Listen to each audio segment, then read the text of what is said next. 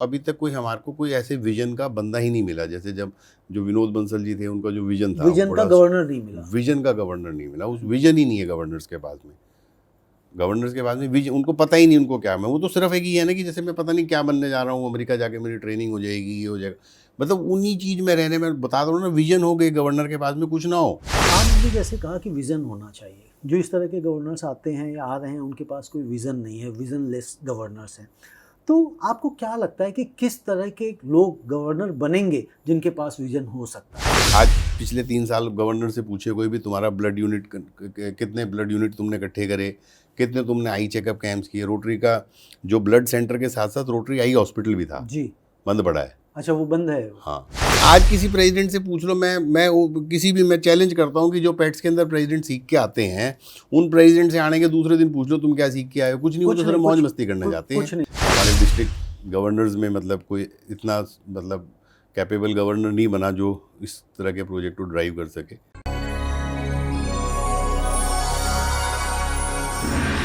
दुनिया कितनी भी बदल जाए, कितनी भी हम ऊंचाइयों पे पहुंच जाएं, कितनी नई नई टेक्निक्स ले आएं, लेकिन इन सब के बावजूद भी समाज में समाज सेवियों की आवश्यकता होती है।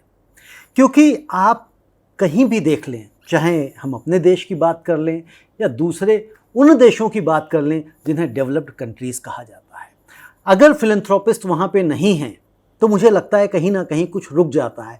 हालांकि मैं कई बार समझ नहीं पाता हूँ कि जो डेवलप्ड नेशन हैं, अमेरिका जैसे, उनको फिलैंथ्रोपिस्ट की क्यों आवश्यकता है। हमारे देश में तो समझ में आता है।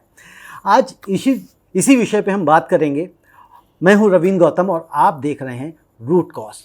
रूट कॉज में हमारे दिल्ली के एक प्रसिद्ध एक्टिव फिलैंथ्रोपिस्ट हैं राजेश गुप्ता। तो आज हम राजेश गुप्ता से समझेंगे कि भाई वो उनका मन, उनका दिल क्यों लगता है समाज की सेवा करने में। राजेश जी, आपका बहुत बहुत स्वागत है। Thank you. नमस्ते राजेश जी। जैसे मैंने कहा, पहले ही पूछा कि भाई उनसे पूछेंगे कि आपका दिल क्यों लगता है, तो पहले ये बताइए कि भाई आपका मन क्यों लगता है इस तरह के कामों में। क्योंकि कई बार हम ये देखते हैं, जब हम समाज सेवा की बात करते हैं, लोगों से बात करते हैं, तो वो कहते हैं अभी तो मेरी उम्र ही क्या हुई है, 60 साल के बाद देखेंगे। यानी कि कुछ लोगों ने तो अपना क्राइटेरिया बना लिया है कि जब वो 60 साल यानी कि सीनियर सिटीजन हो जाएंगे तब इस क्षेत्र में वो कदम रखेंगे। बट मुझे लगता है आपने काफ़ी पहले कदम रख दिया है।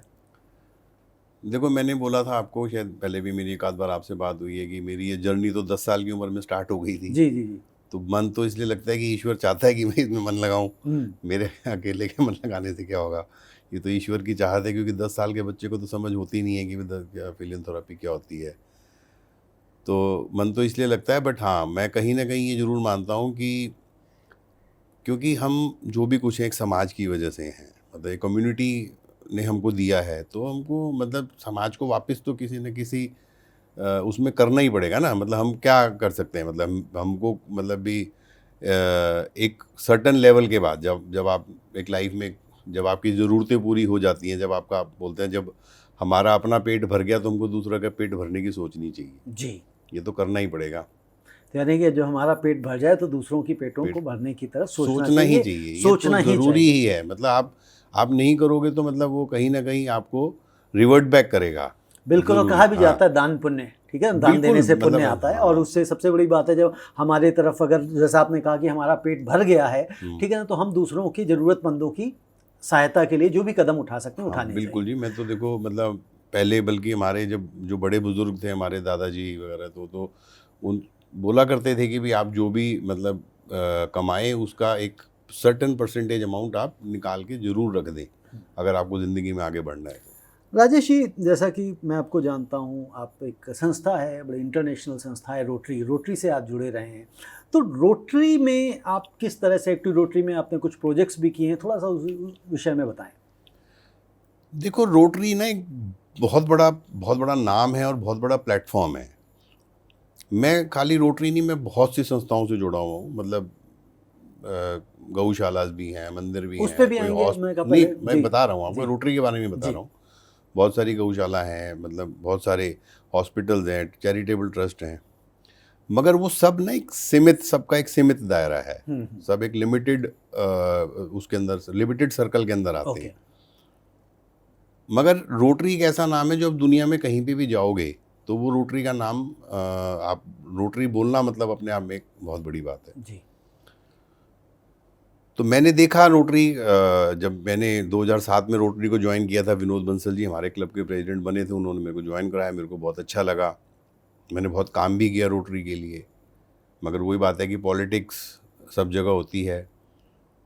मैंने प्रोजेक्ट्स भी किए रोटरी के लिए, बल्कि मतलब ऐसा भी हुआ कि भी मतलब हमने मतलब जो प्रोजेक्ट्स, जिस लेवल के प्रोजेक्ट्स हमने किए वो आज भी चल रहे हैं प्रोजेक्ट्स। मतलब रोटरी में जैसे बहुत छोटे छोटे प्रोजेक्ट भी करते हैं। मतलब रोटरी में ऐसा प्रोजेक्ट भी होता है कि भाई आपने जैसे किसी संस्था में बच्चे पढ़ रहे हैं, उनको किताब डोनेट करनी है, तो आप रोटरी को बोलोगे, रोटरी को रिक्वेस्ट करोगे तो उन बच्चों की किताब आ जाएगी, उन बच्चों के स्कूल के डेस्क आ जाएंगे।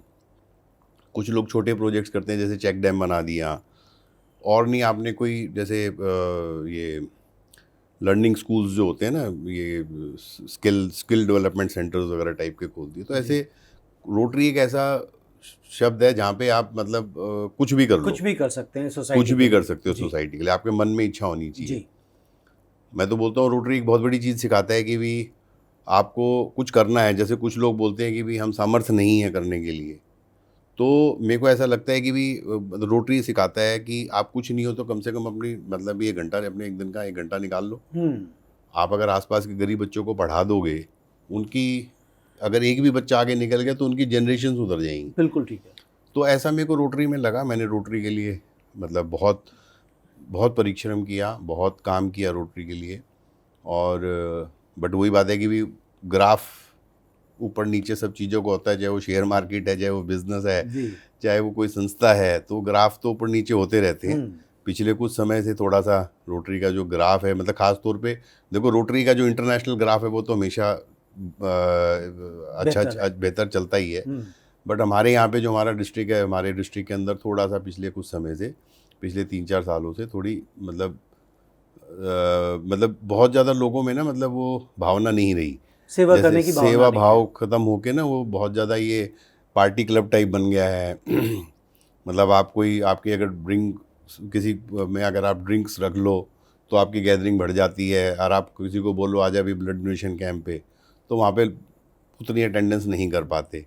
तो ये पिछले कुछ 3-4 सालों से मतलब जो है पार्टी क्लब टाइप की तरफ ज़्यादा जा रहा है, क्योंकि ऊपर जो बेसिकली गवर्निंग बॉडीज़ जो हैं वो उन लोगों का इंटरेस्ट नहीं है, वो उस तरीके से परफॉर्म नहीं कर पा रही हैं। तो मतलब थोड़ा सा कम्युनिटी की तरफ, कम्युनिटी की से डाइवर्ट हो गया, कम्युनिटीज़ की जगह एंटरटेनमेंट की तरफ ज़्यादा चला गया है थोड़ा सा। हाँ मतलब कुछ, बट ऐसा नहीं है, ग्राफ है वापिस होएगा, ठीक होएगा। ठीक है, बिल्कुल। कभी कुछ लोग जैसे आ जाते हैं, जैसे आपने गवर्निंग बॉडी की बात करी, तो आपने गवर्नर का इलेक्शन भी लड़ा था, तो वो कैसा एक्सपीरियंस था आपका? वही मैंने बताया ना कि जी भी पिछले 3-4 साल से माहौल ही ठीक नहीं है मेरे को। तो मतलब भी विनोद बंसल जी, जैसे मैंने बताया कि बाई चांस उनकी डेथ हो गई थी, उनकी डेथ होने के बाद मेरे को लग रहा था कि भी कोई अच्छा मतलब भी बंदा आना चाहिए। जैसे विनोद जी खुद भी AKS मेंबर थे, तो मेरे को लग रहा था, फिर मैंने कोशिश भी करी। मगर वही बात है कि भी इस टाइम माहौल जो है ना बड़ा मतलब वो 1 साइडेड माहौल हुआ है। 3-4 गवर्नर्स मतलब ऐसा हुआ, एक ही आदमी ने बना दिए, फिर उसी आदमी को उन्होंने तीनों चारों ने मिलके निकाल दिया। और वो मतलब क्योंकि वैसे रोटरी के जो नियम कहते हैं वो कहते हैं कि भी आपको इलेक्शन जो है वो बाई लॉज के हिसाब से लड़ना चाहिए। मतलब रोटरी के अपने गाइडलाइंस हैं कि रोटरी को अपनी गाइडलाइंस के हिसाब से इलेक्शन लड़ना चाहिए, मगर वो किसी ने गाइडलाइंस फॉलो ही नहीं करी, हम तो गाइडलाइंस में रह गए।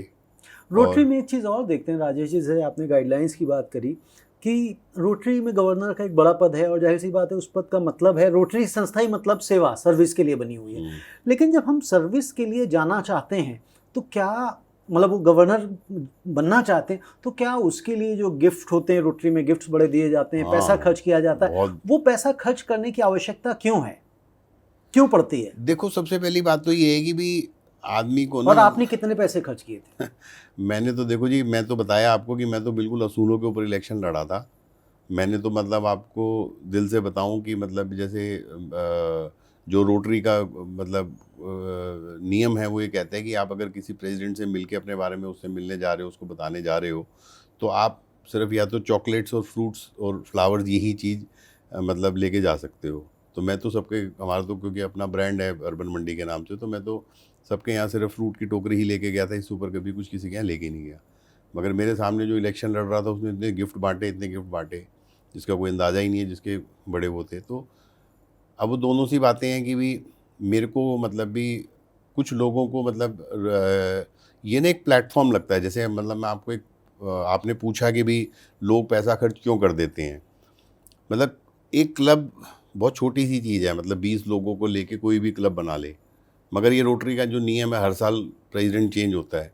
तो जो वो कुछ लोग तो मतलब लिटरली ऐसे होते हैं जो मतलब जिनको लगता है जैसे मैं पता नहीं अमेरिका का प्रेसिडेंट बन गया, मतलब भी एक ऐसा मतलब लगता है कि भी वो ये लेके चलता है कि मैं तो जैसे अमेरिका का प्रेसिडेंट बन गया हूँ जी, मैं हाँ, तो फील पता नहीं आती कितनी प्रेसिडेंट, बड़ी, हाँ मैं पता नहीं मिस्टर प्रेसिडेंट। कितनी बड़ी चीज़ हूँ, मिस्टर प्रेसिडेंट। हाँ, उसी तरह गवर्नर। तो कुछ लोगों को बेसिकली क्या होता है, जो लोग बहुत ज़्यादा सोशलाइज नहीं होते, जिन लोगों ने मतलब समाज की एक्टिविटीज़ को नहीं देखा होता, उन लोगों को लगता है कि भी मैंने जैसे पता नहीं क्या कर दिया और मैं पता नहीं क्या करने जा रहा हूँ। उसी तरह रोटरी का गवर्नर है, रोटरी का गवर्नर मतलब जिस हिसाब से हमारे यहाँ जो इसके रोटरी के गवर्नर के प्रोटोकॉल्स हैं, उस प्रोटोकॉल्स के हिसाब से उसको लगता है कि जैसे मैं पता नहीं कितनी बड़ी चीज़ बन जाऊँगा, और उसके लिए वो लोग किसी भी हद तक चले जाते हैं। मतलब मैं ज़्यादा सोशल प्लेटफॉर्म है, बहुत ज़्यादा नहीं बोलना चाहता, बट आज की डेट में जो गवर्नर बन रहे हैं, जो आगे इलेक्शन लड़ रहे हैं, वो किस लेवल तक जा रहे हैं आप सोच भी नहीं सकते।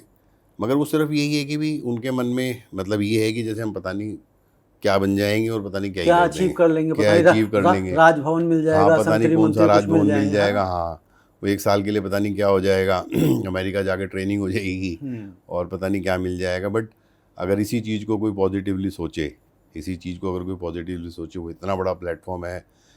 रविंद्र जी, मैं आपको क्या बताऊं कि अगर कोई गवर्नर चाहे तो वो ऐसी फैसिलिटीज़ को क्रिएट कर सकता है जो मतलब आदमी, मैं आज आपको चैलेंज करता हूँ, जैसे मैं हूँ मतलब तो मैं अगर मतलब भी कोई अगर गवर्नर चाहे, मतलब मैं अगर हूँ तो मैं मतलब किसी भी इंसान को किसी भी वक्त दुनिया के किसी भी शहर में आधे घंटे के अंदर किसी भी किस्म की मदद मिल सकती है। मदद मिल सकती है, बिल्कुल ठीक कह रहे हैं आप। मगर उस तरफ कोई काम ही नहीं करना चाहता। काम ही नहीं करना चाहता। मतलब आपको मतलब क्या बताऊँ, हम जैसे ब्लड डोनेशंस वगैरह करा करते थे, आई चेकअप कैंप करा करते थे, हमारा रोटरी का ब्लड बैंक है जो कि अपने आप में एक बहुत बड़ी चीज़ हुआ करती थी।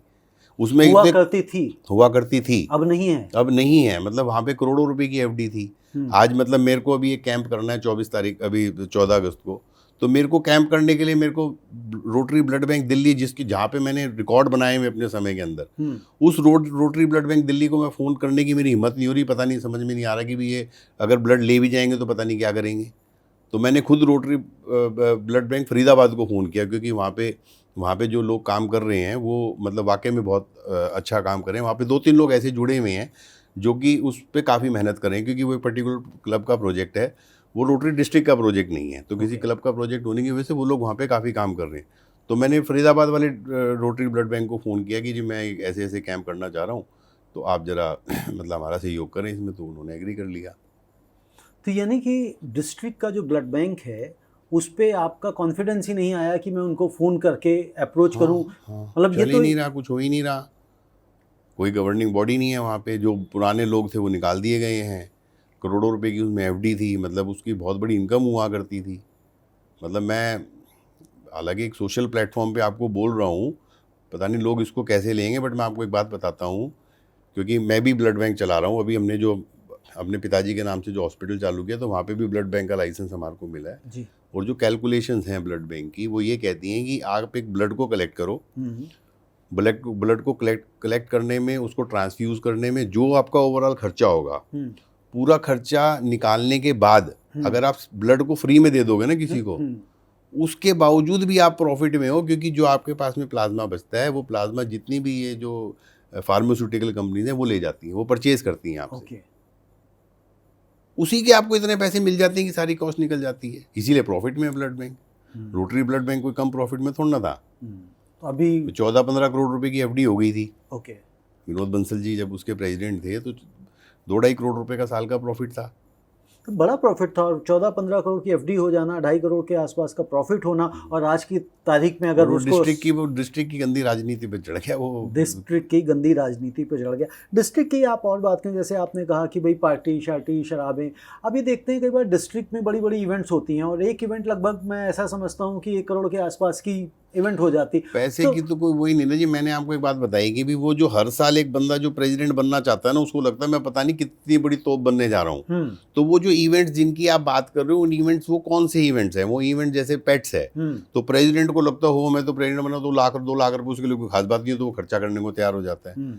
उसी तरह हमारी जो डिस्ट्रिक्ट अथॉरिटीज़ हैं वो इस चीज़ को ये नहीं सोचती कि भी जब इससे पैसे लाख रुपए खर्च कराने के बजाय हम कहीं इसको वो कर लें। जैसे पेट्स करनी है तो पेट्स, अच्छा पूरी अटेंडेंस नहीं कर पाते। मैं बोलता हूँ कि पेट्स अगर करनी है तो पेट्स लोकलाइज करो और फरीदाबाद के एक एरिया में रखो। Exactly. और क्या जरूरी है कि उसको 5 स्टार में रखनी है? आप उसको कोई ऐसी जगह रखो जो कि रीजनेबल हो। भाई 90% कम से कम प्रेसिडेंट अटेंडेंस आप होनी चाहिए। 90% नहीं 100% आएंगे। अगर आप उसको फरीदाबाद में रखोगे तो 100% आएंगे। गुड़गांव की गुड़गांव में रखो, बिल्कुल ठीक है। और उनको पेट्स, आज किसी प्रेसिडेंट से पूछ लो, मैं चैलेंज करता हूँ कि जो पेट्स के अंदर प्रेसिडेंट सीख के आते हैं, उन प्रेसिडेंट से आने के दूसरे दिन पूछ लो तुम क्या सीख के आए हो? कुछ नहीं, वो तो सिर्फ मौज मस्ती करने जाते हैं। कुछ नहीं सिखाते। वो सिर्फ एक नाम है पेट्स, और सब चीज़ों का नाम है। किसी प्रेसिडेंट को, मतलब आपको यकीन नहीं होगा, मतलब मैंने पीछे किसी एक क्लब से कोई बातचीत चल रही थी किसी क्लब के प्रेसिडेंट से। मैंने उससे पूछ लिया भी तेरे को बता भी, मतलब भी कोई कैंसर के बच्चे का ट्रीटमेंट कराना था, तो मैंने बोला यार इसको वहाँ से करा दे रोटरी कैंसर से। वो क्या होता है? वो 3 साल पुराना प्रेसिडेंट, उसको ये नहीं पता कि हमने रोटरी के अंदर, मतलब एम्स के अंदर रोटरी कैंसर हॉस्पिटल है। 3 साल पुराने प्रेसिडेंट को नहीं पता। अब इसी को अगर हम और आगे बात करें कि आप आने वाले समय में रोटरी के साथ क्या करना चाहते हैं, यानी कि कोई प्रोजेक्ट करना चाहते हैं? जैसे आपका एक प्रोजेक्ट जब आप आई थिंक प्रेसिडेंट थे तो रोटरी डायग्नोस्टिक सेंटर जो द्वारका में है, वो आपने शुरू किया था, और वो अभी भी चल रहा है, जैसे हमारी पहले बात हुई थी। और कह रहे हैं कि आपने उसके 40% इक्विपमेंट्स भी चेंज करा दिए हैं अपनी कॉस्ट पे, है ना? अपनी कॉस्ट पे नहीं, वो जैसे आपको मैंने बताया BR Ambedkar rotary cancer hospital है, उसी तरह हमने प्रोजेक्ट किया था वो एक ट्रस्ट के साथ में। हमारे अग्रसेन जी के नाम से एक ट्रस्ट बना हुआ है, जो कि आज से लगभग 40-42 साल पुराना ट्रस्ट है, Maharaj Agrasen hospital charitable trust. तो हमने ट्रस्ट के साथ किया था, और ट्रस्ट के साथ हमारी कंडीशन थी कि भी ये हम प्रोजेक्ट करेंगे, तो ट्रस्ट ने अपनी कॉस्ट के ऊपर 40% इक्विपमेंट प्लेस कर दिए वहाँ पे। आज भी वही बात है, गवर्निंग बॉडी जो है वो तो ट्रस्ट ही है, बट ये है कि भी कोई भी WS का कार्ड लेके जाता है, रोटरी की रेफरेंस से जाता है, उसका ट्रीटमेंट फ्री हो जाता है। बहुत से लोग हैं, बहुत से क्लब्स हैं जिन्होंने मेरे को कई बार अप्रोच किया, तो मतलब कभी भी किसी को कोई वो नहीं, क्योंकि वो तो हॉस्पिटल ने तो देखो वो चैरिटेबल ट्रस्ट है, उन्होंने तो चैरिटी करनी है, तो उस चैरिटी के अंडर में हम कवर हो जाते हैं। बिल्कुल ठीक। तो मैं पूछना चाह रहा था कि आगे कोई ऐसे इस तरह का बड़ा प्रोजेक्ट या इससे कोई बड़ा प्रोजेक्ट आप प्लान कर रहे हैं जो रोटरी के साथ करना चाहते हैं? मेरे को बिल्कुल था मेरे मन में, मैं करना चाहता था। मैंने शायद पीछे आपको बताया भी था, आपसे फ़ोन पे जब बात हुई थी। हाँ जी, हॉस्पिटल वाला आपने बताया। हॉस्पिटल में वो, मतलब आज से नहीं, हम 4-5 साल से कोशिश कर रहे थे, बल्कि जब जब अपने ये शेखर मेहता जी जब रोटरी इंटरनेशनल प्रेसिडेंट बने थे, तो उनका इंस्टीट्यूट हुआ था, शायद मेरे ख्याल से कोरोना से थोड़ा सा पहले ही हुआ था, 2020 में, तो कलकत्ता में हुआ था वो। तो कलकत्ता मैं और विनोद बंसल स्पेशली गए थे उनसे मिलने के लिए, और मैंने उनको बताया था कि जी मतलब हम इस तरह मतलब $2-2.5 मिलियन हम इकट्ठे कर सकते हैं, और आप मतलब इसमें बताओ कैसे क्या सपोर्ट कर सकते हो। मगर वही बात है, वो रोटरी में मैंने बताया कि पिछले 4-5 साल से रोटरी का समय जो खास तौर पे इंडिया बोलूँ या हमारे डिस्ट्रिक्ट के लिए मैं बोल सकता हूँ, इंडिया में तो खैर बाकी सारे डिस्ट्रिक्ट तो बहुत अच्छा काम कर रहे हैं, बट हमारे डिस्ट्रिक्ट को कोई सपोर्ट नहीं मिल पा रही है, कुछ नहीं हो रहा, या हमारे डिस्ट्रिक्ट गवर्नर्स में मतलब कोई इतना मतलब कैपेबल गवर्नर नहीं बना जो इस तरह के प्रोजेक्ट को ड्राइव कर सके। तो वो बाई चांस की बात है, ड्राइव नहीं हो पाया। मैंने बड़ी कोशिश करी, जब नहीं हुआ तो फिर हमने उसको डायरेक्ट ट्रस्ट के साथ किया और अपने पिताजी का नाम जोड़ा उसमें। यहाँ पे एक चीज़ मैं पूछना चाहता हूँ, जब अगर रोटरी डिस्ट्रिक्ट 3011 की बात कर रहे हैं, अगर किसी गवर्नर को इतना बड़ा प्रोजेक्ट बैठे बिठाए मिल रहा है, ऐसे तो पैसे मांगते घूमते हैं, ठीक है ना, हर क्लब को सबको कि आप ये बन जाइए वो बन जाइए, लेकिन जब आप एक बड़ा अमाउंट, लमसम अमाउंट का एक बहुत बड़ा प्रोजेक्ट करने की तैयारी कर रहे हैं, आप इंटरेस्ट शो कर रहे हैं, तो क्या वजह है कि वो उसमें शामिल नहीं होते हैं? कि आपकी डिमांड उनके साथ कहीं बहुत ज़्यादा रही कि भाई नहीं मुझे ये मिल जाए वो मिल जाए, ऐसा कोई सपोर्ट रहा, मतलब क्या मिसमैच रहा जिसकी वजह से वो नहीं हुआ? देखो जी, सबसे पहली बात तो जो सबसे बड़ा मिसमैच है वो विजन है। एक्चुअल में मतलब बड़े विजन के लिए ना, मतलब बड़ा सेटअप, बड़े सेटअप से बंदे को आना बहुत ज़रूरी है।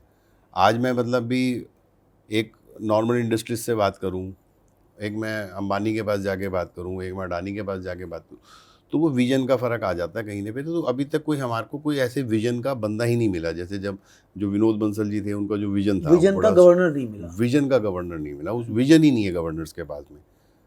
गवर्नर्स के पास में विजन, उनको पता ही नहीं उनको क्या है। वो तो सिर्फ एक ही है ना कि जैसे मैं पता नहीं क्या बनने जा रहा हूँ, अमेरिका जाके मेरी ट्रेनिंग हो जाएगी, ये हो जाएगा, मतलब उन्हीं चीज़ में रहने में बता दो ना। विजन हो गए गवर्नर के पास में, कुछ ना हो, पैसा हाँ होना बिल्कुल, कोई बहुत डेफिनेटली ज़रूरी नहीं है। विजन ही ये चाहिए। विजन ही चाहिए ना। एक विजन हो तो मैं बोल रहा हूँ आपको, एक गवर्नर के पास विजन हो तो गवर्नर डिस्ट्रिक्ट में बहुत क्लियर मैसेज दे सकता है कि भाई आज मेरे डिस्ट्रिक्ट के अंदर 5 लाख रोटेरियन है, 5 लाख रोटेरियन को मतलब भी 5,000 रोटेरियन है। 5,000, सॉरी 5,000 रोटेरियन है। मैं 5,000 रोटेरियंस को ये बोलता हूँ कि भाई किसी भी रोटेरियन को किसी भी वक्त, किसी भी दुनिया के किसी भी कोने में, किसी भी किस्म की जरूरत है, मैं आपको मदद दिला सकता हूँ आधे घंटे के अंदर। बिल्कुल ठीक ऐसी है, बात ही नहीं करता, बात कोई ही नहीं करता। सोचता ही नहीं है, सोच ही नहीं है। जब सोच ही नहीं है तो विजन कहाँ से आएगा?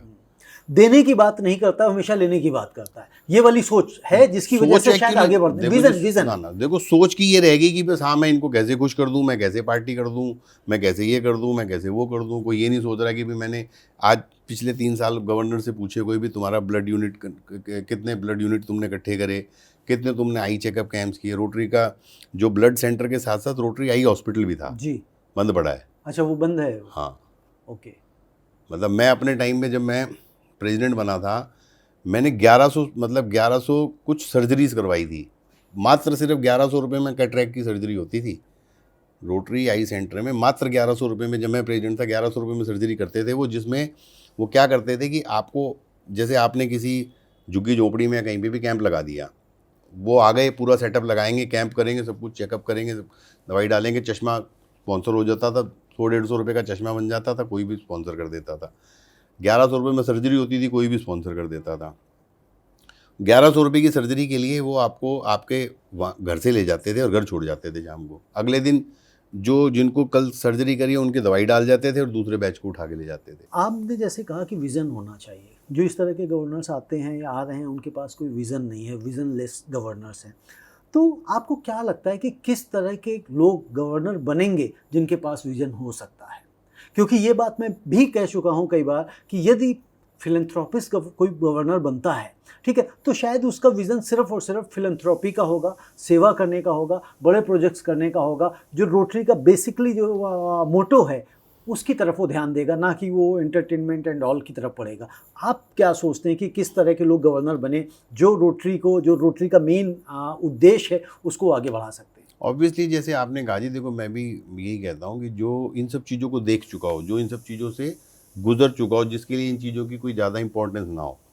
आज मतलब भी मतलब कोई एक मतलब भी 5 स्टार में खाना खाना, या मतलब हम मतलब भी, तो जिसके लिए इन चीज़ों की इंपॉर्टेंस ख़त्म हो चुकी है, जो इस दौर से गुजर चुका हो, वही आदमी जो है वो आगे आता है, वही आदमी समाज सेवा भी करता है, वही आदमी समाज में दान भी देता है। तो जो बड़े दानवीर हैं या जो बड़े बिजनेसमैन हैं या जो बड़ी सोच रखते हैं, बड़ा विजन रखते हैं, जिनका मतलब जिनकी बातों से लगे कि भी हाँ ये बंदा मतलब कुछ अच्छा कर सकता है, इसके पास कुछ करने की क्षमता है, उस तरह के देखो लोगों को आगे आना चाहिए। वही आदमी कुछ आगे आके कुछ कर सकते हैं। तो आप जैसा कह रहे हैं कि भाई ठीक है, जो मतलब ये सब कुछ देख चुका हो ऐसे लोगों को गवर्नर बनना चाहिए, हाँ। ताकि वो सिर्फ और सिर्फ सर्विस के लिए जो रोटरी का मोटो है उसके ऊपर काम कर सके। ये भी देखा, जैसे इस साल में देखा रोटरी के अंदर ही कि भाई डिस्ट्रिक्ट का अकाउंट्स हैं, लेकिन वो डिस्ट्रिक्ट में वो इवेंट्स के पैसे डिस्ट्रिक्ट में नहीं लेके किसी दूसरे उसमें पैसे लेते हैं। इस तरह के भी काम हो रहे हैं। क्या ये मतलब इस तरह के काम ठीक हैं? देखो ये मतलब पहली बात तो देखो, इस तरह का प्लेटफॉर्म पे हम बात नहीं कर रहे हैं, हम अपने बारे में बात करने आए हैं, हम अपने विचारों के बारे में बात करने आए हैं। रोटरी के अकाउंट्स वगैरह का तो देखो मैं नहीं बात करना चाहता, बट येस हर आदमी अपनी तरफ से बेस्ट कोशिश करता है कि कुछ करे, मगर वो उन लोगों के पास बेसिकली उस लेवल का विजन नहीं है। मैं तो यही बोलूँगा, अच्छे जिन लोगों के पास विजन है उस तरह के लोगों को आना चाहिए आगे। और कोई डिटेल्स में जाने का कोई वो नहीं है कि भाई कौन क्या करना चाहता है अकाउंट्स में। देखो कोई भी, मेरे को नहीं लगता है भी कोई भी आदमी गवर्नर मतलब इसलिए बनता होगा कि मेरे को अकाउंट्स में उल्ट पुल्ट करनी है, कुछ ऐसा करना है। ठीक है कि मतलब उसने कुछ देखा, मतलब उसको लगता है कि ये मतलब उसके लिए बहुत बड़ी अचीवमेंट है तो वो करता है, बट मैं इसके बारे में देखो नहीं कुछ करना चाहते हैं। आप क्या नेक्स्ट प्लान, क्योंकि इस बार भी आपकी बड़ी चर्चा थी, आप आ रहे हैं, फिर लास्ट मोमेंट पे पता लगा राजेश जी नहीं आ रहे हैं इलेक्शन में, तो क्यों हट गए? आपने बताया कि भाई माहौल ख़राब है, इस वजह से मैं नहीं आना चाहता हूँ। मेरा ऐसा था नहीं बिल्कुल भी। मैंने कोई मतलब लोगों को ऐसा लग रहा था, मगर मैंने तो मतलब जब लास्ट टू लास्ट ईयर जब मैंने चुनाव लड़ा था, तो उसके बाद ही मेरे को माहौल समझ में आ गया था कि भी माहौल भी हमारे लायक माहौल नहीं है। मतलब भी मैं मतलब भी इस तरह के काम और इस तरह की वो करने के लिए नहीं बना हूँ। मतलब मेरी कॉन्शियस अलाउ नहीं करेगी कि मैं मतलब भी प्रेसिडेंट्स को एक तरह से इनडायरेक्टली जैसे ब्राइब करूँ या वो करूँ, इस तरह की चीज़ों के लिए मैं नहीं बना हूँ। मैंने किया भी नहीं, मतलब मैंने कहीं किया भी नहीं। मतलब यहाँ तो मतलब ऐसे ऐसे क्लब्स बना रखे हैं जो सिर्फ डमी क्लब्स हैं, तो उनकी जो मतलब एनुअल जो रोटरी ड्यूज़ वगैरह हैं वो भी होते हैं। मैंने आपको लास्ट टाइम अपनी इंटरव्यू में बताया भी था। तो उन सब चीज़ों के लिए मैं बना नहीं हूँ, तो मेरे को अभी ऐसा माहौल लगता नहीं है। बट हाँ, मेरे को आने वाले समय में जो एक दो लोग जो चुने गए हैं पीछे, तो उनसे मेरे को काफ़ी अच्छी उम्मीद है कि भी ये माहौल अच्छा होगा और काफ़ी अच्छा होगा। मतलब एक दो लोग तो एक आप ही के समय में चुने गए थे, तो उनके समय में आपको माहौल क्या अच्छा दिखाई दे रहा है? नहीं, उनकी मैं बात नहीं कर रहा, उनकी बात मैं नहीं कर रहा, बट हो सकता है क्योंकि वो एक बड़े प्लेटफॉर्म से आते हैं, मतलब एक बड़े मतलब कह सकते हैं कि बड़े बिजनेस हाउस से आते हैं। मतलब कर भी सकते हैं, कोई बड़ी बात नहीं है, मतलब कर भी सकते हैं, क्योंकि कई बार ऐसा होता है कि भी इंसान कई तरह की ऑब्लिगेशंस में फंसा हुआ होता है, तो हो सकता है वो, बट जब आदमी खुद सामने आता है तो कई बार होता है कि भी शायद मतलब कुछ बड़ा कर भी सकते हैं। उनके अंदर क्षमता है करने की। हाँ, उनके अंदर क्षमता। मैं तो इलेक्शन की बात कर रहा था, क्या इलेक्शन के समय में माहौल ठीक होगा, अनुकूल होगा आपके लिए उनके समय में, जिस तरह का माहौल पॉलिटिक्स का हो गया है वो सब वो एक्चुअली वो जब आएंगे जब भी पता चलेगा वो किस उससे आते हैं। अभी तो मतलब भी अभी तक तो मतलब वो अपने जैसे मतलब एक दायरे में उलझे हुए हैं। जैसे उन्होंने लास्ट ईयर भी बहुत ज़्यादा पॉजिटिवली होकर पार्टिसिपेट किया गवर्नर इलेक्शन के अंदर। उन्होंने बड़ी कोशिश की, मतलब दोनों तीनों गवर्नर ने मिलकर अपने कैंडिडेट को जिताने की। इस साल भी लगे हुए हैं, इस साल भी सारे कोशिश कर रहे हैं। तो मतलब ये तो फिर वही होगा नहीं, तो मंशा ही मतलब रोटरी से अलग चल रही है ना? अभी तक तो चल रही है ना, बट अभी तक हो सकता है ना कि भी वो क्योंकि खुद आए, मतलब मैं तो बोल रहा हूँ कुछ भी हो सकता है जी, आने वाले टाइम में कुछ भी हो सकता है। बट हाँ, उससे आगे मतलब जो लेगेसी आ रही है वहाँ हमारे को काफ़ी उम्मीद है कि भी वो वहाँ से राइट डायरेक्शन में मूव होनी चाहिए। उसके आगे यानी कि अजीत जलान आ रहे हैं। हाँ, उनके आगे मतलब आपको लगता है कि पॉजिटिव है कि वहाँ से क्या चीज़ें? अजीत जी के आने से मेरे को लगता है कि काफ़ी पॉजिटिव होगा, रोटरी का माहौल ठीक होगा, माहौल चेंज बेहतर होगा। हाँ, माहौल चेंज मतलब इस जो गंदगी है वो साफ होने की पूरी साफ होनी शुरू हो जाएगी, साफ होनी शुरू हो जाएगी। बिल्कुल ठीक है। अब राजेश जी, ये तो रोटरी की हमने बड़ी सारी बात कर ली। अभी आपने जैसे बताया कि भाई आप एक हॉस्पिटल शुरू करना चाहते थे रोटरी के साथ मिलकर, लेकिन रोटरी डिस्ट्रिक्ट 3011 के लोगों ने सपोर्ट नहीं किया, या वो आगे आए नहीं उस क्लब को, उस प्रोजेक्ट को शुरू करने में उन्होंने अपनी कोई दिली ख्वाहिश नहीं दिखाई। लेकिन आपने बहादुरगढ़ में महाराजा अग्रसेन के साथ में और अपने पिताजी के नाम के साथ में हॉस्पिटल शुरू किया। तो इस विषय में थोड़ा सा बताएं, किस तरह का हॉस्पिटल है, किस तरह की सर्विसेज, किस तरह के मतलब स्पेशलाइजेशन के वहाँ पे डॉक्टर्स होंगे? देखो, मैंने आपको जैसे बताया कि 40 साल पुराना ट्रस्ट है, 42 ईयर्स पुराना ट्रस्ट है Maharaja Agrasen hospital charitable trust. तो मैं उस ट्रस्ट से जुड़ा हुआ हूँ। मतलब मैं क्या जुड़ा हूँ, हमारे पिताजी वगैरह जुड़े थे शुरू में, तो मैंने उन लोगों को देखा, वो काफ़ी काम करा करते थे। मतलब जब भी पंजाई बाग का हॉस्पिटल बनाया, तो जो हमारे मतलब पिताजी और जो पिताजी के साथ के जो लोग थे, मतलब उस टाइम में मतलब किसी से 11,000 रुपये चंदा मांगना भी बहुत बड़ी बात होती थी। 80s की बात कर रहा हूँ आपसे। तो इन लोगों ने लिटरली मतलब लोगों के आगे अपनी झोली फैला दी, और झोली फैला के इन्होंने पैसे इकट्ठे करे और ये बहुत बड़ा एक हॉस्पिटल बना दिया, जो कि आज की डेट में 50 करोड़ रुपए की साल की सिर्फ चैरिटी करता है। 50 करोड़ रुपए का फ्री ट्रीटमेंट करता है लोगों का साल का। कौन सा? पंजाबी बाग हॉस्पिटल, पंजाबी बाग, ओके, ट्रस्ट है ना जी, एक पूरा ट्रस्ट है। 50 करोड़ रुपए की फ्री, मतलब लोगों का फ्री ट्रीटमेंट करता है एवरी ईयर। तो इस हॉस्पिटल, क्योंकि नॉन प्रॉफिटेबल है, चैरिटेबल है, तो इसमें जैसे तो इन्होंने फिर आगे इसके बाद द्वारका बनाया हॉस्पिटल। द्वारका के बाद फिर इन्होंने प्लान किया जी मेडिकल यूनिवर्सिटी। एक रोहिणी में भी है महाराजा अग्रसेन? नहीं, वो अलग है, वो संस्था अलग है। अच्छा, वो श्री अग्रसेन इंटरनेशनल, ओके, वो श्री अग्रसेन इंटरनेशनल है, ये महाराजा अग्रसेन है। तो इन्हीं का द्वारका में बना। द्वारका के बाद अब ये इन्होंने बहादुरगढ़ में यूनिवर्सिटी प्लान करी थी 2015 में। तो वो बीच में किसी वर्ष ये किसी कारणवश जैसे कोरोना आया, किसी वजह से वो काम थोड़ा डिले हो गया। तो अब की बार जब 2022 में मतलब जब, क्योंकि यहाँ पे हर 3 साल में मैनेजमेंट चेंज हो जाती है और कोई भी आदमी किसी भी पोस्ट के ऊपर 2 टर्म से ज़्यादा कंटिन्यू नहीं कर सकता। तो जैसे मतलब सुशील गुप्ता जी जो राज्यसभा सांसद रहे हैं, तो वो 2013 में बने थे, 2013 से 2019 तक रहे अध्यक्ष थे वो। तो 2015 में जैसे 13-14 में उन्होंने प्लान करके 2015 में वहाँ पे शिलान्यास हुआ था जी। और उस प्रोजेक्ट को चालू किया गया। तो 2022 में बाई चांस मेरे को वहाँ की as a senior vice president की जिम्मेवारी दी गई बहादुरगढ़ की। तो मैंने देखा वहाँ पे ऑलरेडी ट्रस्ट का 300 करोड़ रुपया लग चुका था और सारा काम रुका हुआ था बीच में, क्योंकि वो 3 साल जो कोरोना में 2-3 साल निकल गए उसकी वजह से होता। तो जो अध्यक्ष हैं सुभाष गुप्ता जी, वो मेरे बड़े भाई लगते हैं, मेरे फर्स्ट कज़न है वो। तो हम लोगों ने मिल के काफ़ी चंदा इकट्ठा किया और वहाँ पे काम चालू किया। तो फिर अपॉर्चुनिटी थी, दिख रही थी, तो वहाँ पे फिर हमने पिताजी का नाम जोड़ा। और वो वैसे एक्चुअल में वो टीचिंग हॉस्पिटल है, मतलब मेडिकल कॉलेज का जो टीचिंग हॉस्पिटल होता है वहाँ पे फ्री ट्रीटमेंट ही होता है। मतलब जैसे 50 रुपये का एक्सरे, 20 रुपये का कोई ब्लड टेस्ट, तो इस तरह से वो मेडिकल जो कॉलेज के जो बच्चों को सिखाने के लिए टीचिंग हॉस्पिटल बनाया जाता है। एक्चुअल में वो टीचिंग हॉस्पिटल है। तो अभी वहाँ पे मेडिकल कॉलेज चालू हो जाएगा, 2026 में मेडिकल एडमिशन हो जाएंगे। तो मेडिकल कॉलेज में वहाँ पे नर्सिंग कॉलेज ऑलरेडी चल रहा है। मैंने बल्कि जब 2015 में जब नर्सिंग कॉलेज की शुरुआत हुई थी, तो उस टाइम जो नर्सिंग कॉलेज का जो हॉस्टल बना था वो मेरी माता जी के नाम से है, मतलब उसका नाम है राजवंती देवी हॉस्टल। वो उस टाइम हमने कंट्रीब्यूट किया था, माता जी के नाम से बनवाया था। अब की बार हमने हॉस्पिटल में जैसे पिताजी का नाम रखा है। नर्सिंग कॉलेज वहाँ ऑलरेडी चल रहा है, मेडिकल कॉलेज वहाँ पे अगले साल अप्लाई कर देंगे, 2026 से मेडिकल कॉलेज आ जाएगा। वो बेसिकली मेडिकल यूनिवर्सिटी बनेगी पूरी। कल को उधर और पैरामेडिकल के कोर्सेज वगैरह आ जाएंगे तो पूरी मेडिकल यूनिवर्सिटी बनेगी। और तकरीबन आपने बताया था 300-350 बेड का हॉस्पिटल। नहीं, वो एक्चुअल में अभी 300-350 बेड शुरू किया है, क्योंकि किसी भी स्टेट में आपको 300 बेड का चलता हुआ हॉस्पिटल होगा जब भी आप मेडिकल कॉलेज की परमिशन ले सकते हो। 2 साल तक।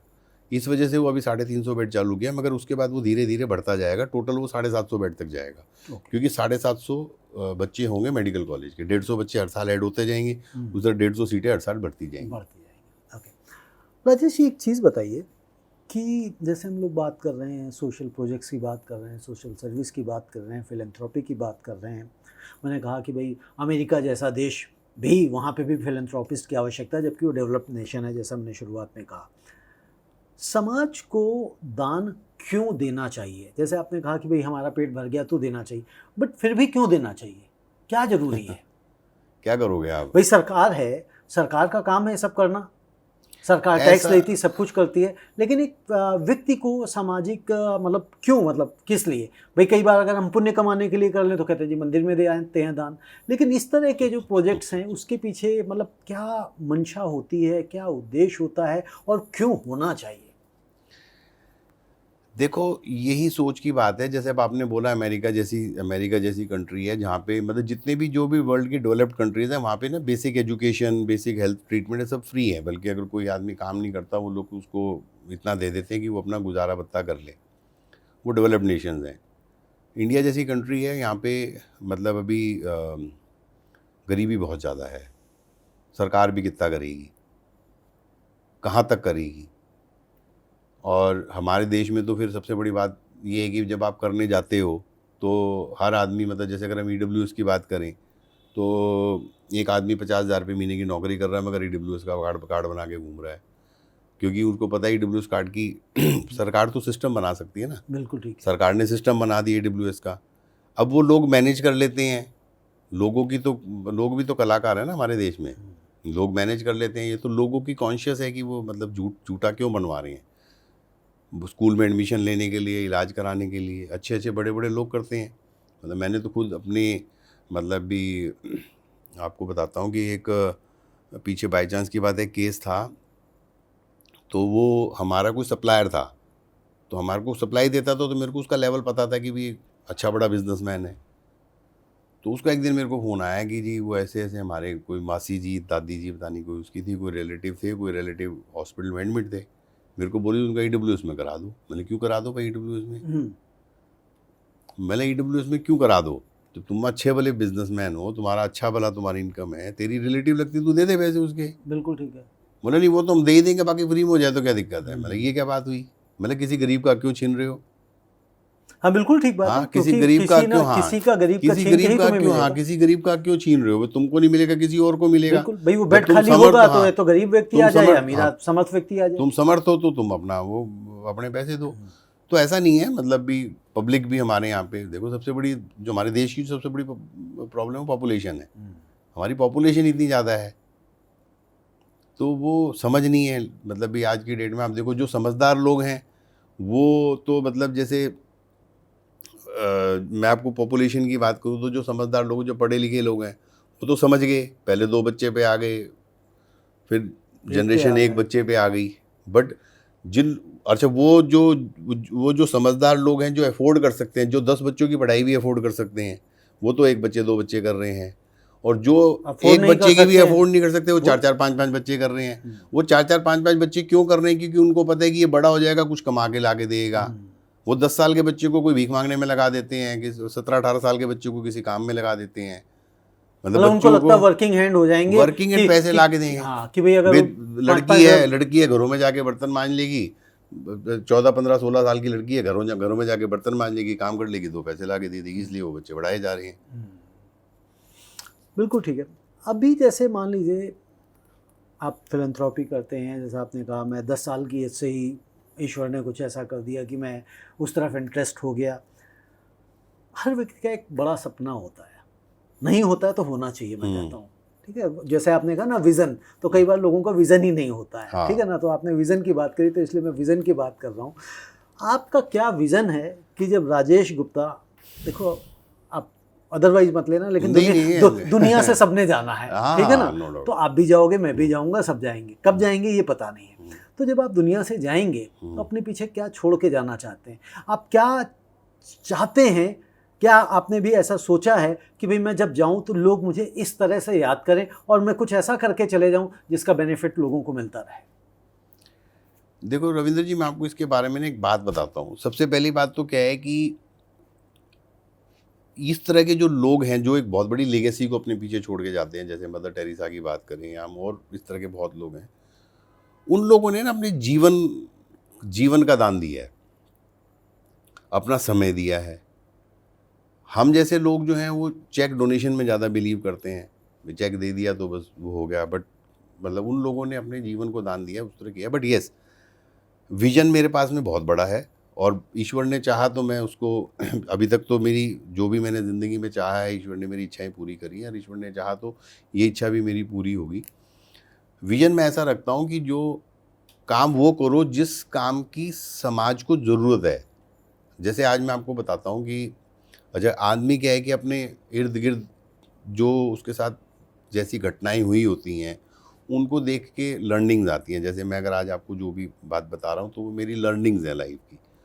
तो उसी तरह से मेरे साथ एक बार एक ऐसा हुआ था कि एक लेडी थी, मतलब लेडी क्या थी, मेरे को किसी का फ़ोन आया, एक रिक्शा वाला था, जो रिक्शा वाला ड्रिंक करा करता था। तो उसके प्रॉब्लम हुई, उसका लीवर ख़राब था, तो मेरे पास किसी का फ़ोन आया, यार इसको बड़ी प्रॉब्लम है, आप इसका इलाज करा दो। मैंने उसका इलाज करा दिया, उसका इलाज हो गया। अब वो इलाज हो गया, घर चला गया। बट उसको साफ बता दिया था, भैया तेरे को दारू नहीं पीनी, अगर तू दारू पिएगा तो अब की बार नहीं बचेगा। मगर वही बात है, इन लोगों का मतलब क्या माइंडसेट है क्या नहीं भगवान जाने। उसने दूसरे तीसरे दिन फिर जाके दारू पी ली, और वो अब की बार इतनी ज़्यादा दारू पी ली कि मतलब वो बेचारा ख़त्म ही हो गया। अब वो ख़त्म हो गया तो फिर वो जिस बंदे ने मेरे को अप्रोच किया था, तो उसने मेरे को फिर बाद में अप्रोच किया। उसकी वाइफ 2 बच्चों को लेके आ गई मेरे पास, दोनों लड़कियाँ। उसकी एक लड़की हैंडीकैप थी जो उसके हमेशा उसके गोद में रहती थी, और एक लड़की और थी। बोले भाऊ जी मैं क्या करूं?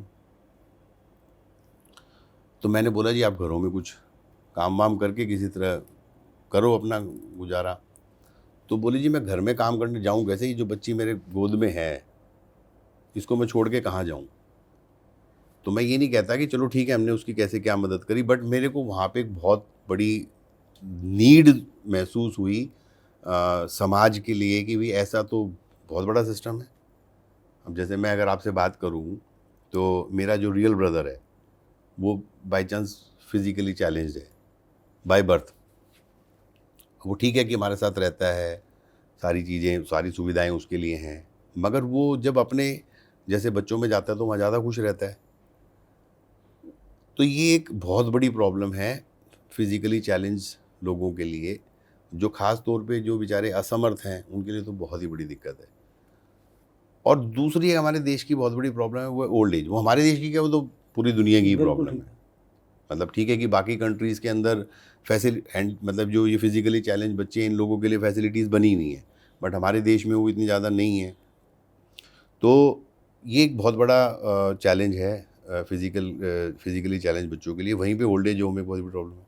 अच्छा, अब ओल्ड एज होम में सबसे बड़ी समस्या है कि ओल्ड एज होम वालों को आप कितनी देर कैरम खिला लोगे, कितनी देर आप उनको लूडो खिला लोगे, या बिल्कुल ठीक बात कितनी है। देर टीवी खिला लोगे। बिल्कुल तो मैं बोलता हूँ अगर इन दोनों प्रॉब्लम्स को कंबाइन कर दिया जाए तो वो अपने आप में एक ऐसा प्रोजेक्ट बन सॉल्यूशन सकता निकल है। आएगा। हाँ, बहुत बड़ा सॉल्यूशन निकल आएगा।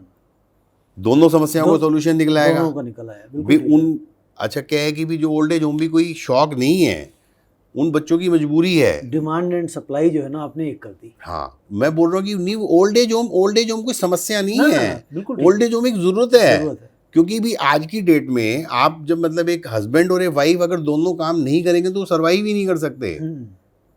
उनको घर लेना है, मकान बनाना है, गाड़ी की ईएमआई जानी है, तो वो हस्बैंड वाइफ दोनों को काम करना पड़ता है। अगर वो दोनों काम करेंगे तो बेचारे मतलब अपने माँ बाप का उनके लिए खर्चा करने को कोई भी तैयार है, जहाँ पे वो खुश रहे। जैसे मेरा ब्रदर है, आज मैं अपने ब्रदर को जब मैं इतना सब कर लेता हूँ तो मेरे को मेरे ब्रदर के लिए कोई तकलीफ नहीं है, बट मेरे को पता है कि मेरा ब्रदर की अगर ऐसा बना हुआ हो, उस तरह उस लेवल की फैसिलिटी बनी हुई हो जहाँ मैं अपने ब्रदर को भेज सकूँ, वो ज़्यादा खुश रहेगा, उससे मैं सैटरडे संडे मिलने चला जाऊँगा। बिल्कुल ठीक है। तो उसी तरह हैंडीकैप बच्चों के लिए है, उसी तरह मतलब ओल्ड एज के लिए है। अगर ओल्ड एज के लिए कोई ऐसी फैसिलिटी बन जाए जहाँ पे आप चैरिटी भी कर सको, जहाँ पे आप मतलब भी कुछ परसेंटेज जैसे 20-25% लोगों को आप मतलब फ्री रखो, 20-25% जो लोग हैं उनको आप सब्सिडाइज रेट पे कर लो, बाकियों से आप पूरे पैसे लो ना, जिससे सारा सिस्टम चलता रहे। तो हाँ, वो जो लोग कैपेबल हैं आप उनसे कैपेबल लीजिए। हैं, जो कैपेबल हैं वो बिल्कुल, दें, बिल्कुल ठीक जो बात है। कैपेबल हैं वो दे दें। हाँ। और वो लोगों को आप ऑप्शन दे दो, भाई आप उन लोगों को ऑप्शन दे दो कि भाई आप ठीक है कि आप कैपेबल हो, आप दे रहे हो, मगर आपकी मर्जी है। भाई आपने कैरम खेलना है तो आप कैरम खेलो, आपने स्विमिंग करनी है स्विमिंग करो, जो भी आपने करना है करो, मगर अगर आप इन बच्चों की सेवा करना चाहते हो तो आओ ना। तो उन बच्चों को माँ बाप मिल जाएंगे बिल्कुल। और इनको बच्चे मिल जाएंगे, क्योंकि एक सर्टेन एज के बाद जो मतलब इमोशंस जो हैं वो भी इमोशन, तो एक वो बोलते हैं जी 60 साल के बाद भगवान सबको नजर आने लगता है। जैसे भी आपने बोला कि जाना है सबको एक दिन, बिल्कुल। तो वो जब जाने का समय आता है ना तो सबको ईश्वर नजर आना, तो तब उस टाइम सोचता आदमी मैं किसकी क्या सेवा कर लूँ, तो उस लेवल पे वो उसकी सेवा करेगा। क्योंकि जब तक इमोशंस का एक्सचेंज नहीं होगा तब तक व्यक्ति को अच्छा नहीं व्यक्ति लगेगा। को अच्छा नहीं लगेगा। अदरवाइज तो वही आपने कहा कैरम कितनी देर खेलता रहेगा, वो तो वन वे काम है ना। वन वे काम है। तो वन वे की जगह जब टू वे आप एक तो वो नई चैलेंजेस आएंगे ना। अच्छा, वो हैं मतलब वो बड़े बड़े कॉर्पोरेट्स के सीईओज हैं, वो एक लेवल के बाद बोलते हैं भाई हम तो रिटायर हो गए, हम तो रिटायर लाइफ जीना चाहते हैं, हमारे को तो बढ़िया ऐसी जगह चाहिए जहाँ हमारा मन लग जाए। तो राजेश जी, जैसे इस कॉन्सेप्ट की बात आपने करी, मतलब एक अच्छा है, सुनने में अच्छा लग रहा है, और मुझे लगता है कि नीड बेस है जैसा आप कह रहे हो वास्तव में। मतलब एक तो ये हो गया भाई किसी को घर दे रहे हैं, बट घर तो दे ही रहे हैं, हाँ। रहने के लिए छत तो मिल ही रही है किसी ने, लेकिन जो दो लोगों की जरूरत है, यानी कि जो इमोशन, जैसे आपने कहा कि आपका भाई जब बच्चों के बीच में जाता है तो बड़ा खुश रहता है, ठीक है ना। तो इसी तरह जो बुजुर्ग हैं वहाँ पे, जो ओल्ड एज के हो गए, वो किससे बात करें, बात भी तो करनी होती लोगों को। वो तो मैं बता रहा हूँ, उनको खिलाएंगे, उनको मतलब जैसे किसी की फिजियोथेरेपी करानी है किसी को, वो लोग उनके साथ बड़े खुश रहेंगे। मतलब उनको देखो, एक फिजिकली चैलेंज बच्चा, एक बच्चा जो सुन नहीं सकता, जो कुछ बोल नहीं सकता, जो कुछ कर नहीं सकता, उसके अंदर तो ईश्वर है ना, तो वो तो उसके अंदर ईश्वर को देखेंगे। तो राजेश जी, ये जो प्रोजेक्ट की आप बात कर रहे हैं, मतलब इसकी कोई आप सोचा है कि कब शुरू करूंगा, कैसे शुरू करूंगा? देखो जी, मैं कहाँ लगा शुरू करूंगा? मतलब मेरा पूरा मन है जी इस प्रोजेक्ट को करने का, और मैं करूँगा। मैं इन प्रोसेस हूँ, मतलब लोगों से बातचीत कर रहा हूँ। मैं कोई अच्छी कंसल्टेशन फर्म देख रहा हूँ जिसके साथ हम टाई अप कर सकें, जो हमको गाइड करें इसके बारे में कि हमको कहाँ करना चाहिए, और जो मतलब किस तरह के लोग वो हमारे को शुरू में जोड़ के दे दें जो इस प्रोजेक्ट के ऊपर काम करें। क्योंकि ये बहुत बड़ी बात होगी। इसमें सबसे पहले लोकेशन डिसाइड करना बहुत बड़ी बात होगी। तो मैं मतलब I am on the job and definitely मतलब आने वाले कुछ समय में जल्दी ही आप इसके बारे में कुछ न्यूज़ सुनेंगे मेरे से। चलिए राजेश जी, बहुत बहुत शुक्रिया, आपने इतना समय दिया, चर्चा करी, बात करी। देखिए, हमारा का 2 उद्देश्य होते हैं इस तरह के कार्यक्रम करने का, ठीक है, कि जो व्यक्ति की सोच है वो व्यक्ति की सोच उसी तक सीमित ना रहे और लोगों तक जाए, ठीक है ना। जैसे कहते हैं ना, एक इन्फेक्शन, ठीक है ना, तो मैं चाहता हूँ जो अच्छे वाला इन्फेक्शन है, जो अच्छे वाला वायरस है, उसको फैलाया जाए। निगेटिव वाला तो फैलता ही रहता है, लेकिन अच्छा वाला वायरस जो है ना, कई बार दबा रह जाता है। बहुत सारे लोग हैं अपने प्रोजेक्ट्स के बारे में, अपनी सेवाओं के बारे में चर्चा ही नहीं करना चाहते हैं, बात ही नहीं करना चाहते हैं। मैं उनसे कहता हूँ कि आप बात करिए, हो सकता है आपको सुन के, देख के कोई दूसरे व्यक्ति के अंदर जागरूकता आ जाए, अवेयरनेस आ जाए। जैसे रोटरी भी हमने चली बात करी, थोड़ी सी उसमें जो गंदगी है उसकी भी हमने थोड़ी सी बात करी। जरूरी है, वो भी जरूरी है, जरूरी है, बहुत जरूरी है। क्योंकि हो सकता है कि जो लोग ये काम कर रहे हैं उनको समझ ही ना आ रहा है, कोई गलत कर रहा हूँ, लेकिन अगर उन्हें एहसास हो जाए कि जो मैं कर रहा हूँ गलत हो रहा है और इसको समाज में कहीं ना कहीं क्रिटिसिज्म मिल रहा है, तो हो सकता है वो भी अपने आप को बदलने का प्रयास करें। तो इस मार्फत हम ये प्रयास करते रहते हैं। नहीं, आपने बिल्कुल सही कहा। मैं आपको एक एग्जाम्पल देता हूँ इस पर, कि जब हम ये कोई भी चीज़ को अगर हम करते हैं तो वो सिर्फ इसलिए नहीं है, मतलब वो अगर उसको हम हाईलाइट करेंगे और तो वो उससे दूसरे लोग इंस्पायर होते हैं। मतलब मैं आपको एक इसी पे एग्जांपल देता हूँ। हम जैसे अब हम अपने एक इवेंट करा करते थे, ट्रेजर हंट, हमारे क्लब का सिग्नेचर इवेंट होता था, जिसमें हम फंड रेजिंग इवेंट था बेसिकली। तो अभी बाई चांस बाद कोरोना में ऐसा बंद हुआ कि वो बहुत सारे चेंजेस हो गए। हाँ, तो बट वो जब हम उसको करते थे तो वहाँ पे ना बेसिकली हम गाड़ियों को मतलब इकट्ठा करते थे, गाड़ियों को इकट्ठा करके और मतलब उनको पॉइंट्स दे देते थे कि जो पहले आएगा फर्स्ट आएगा सेकंड आएगा।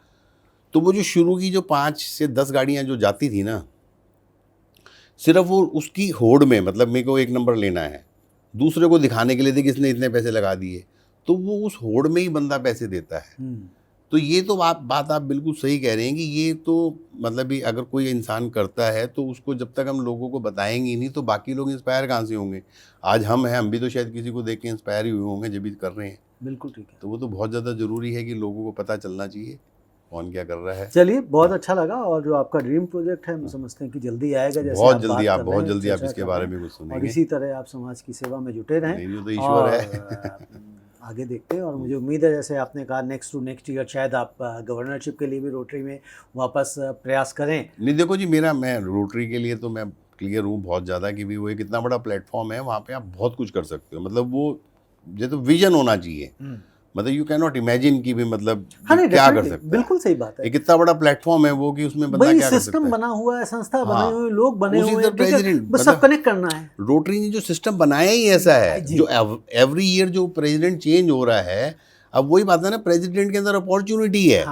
अब प्रेसिडेंट अगर अपॉर्चुनिटी देखेगा कि मैं 1 साल वो ही सोचेगा, हो मैं तो प्रेसिडेंट बन गया, पता नहीं क्या मिल जाएगा, जब तक वो एहसास ही क्या राजभवन, तब तक साल चला जाता है। हाँ, अगर वहीं पे वो इसकी पहले प्लानिंग करके रखेगा। मैं आपको जैसे मैंने बताया कि जब मैं रोटरी का प्रेसिडेंट बना तो मैंने सारे रिकॉर्ड एक तरफ कर दिए थे।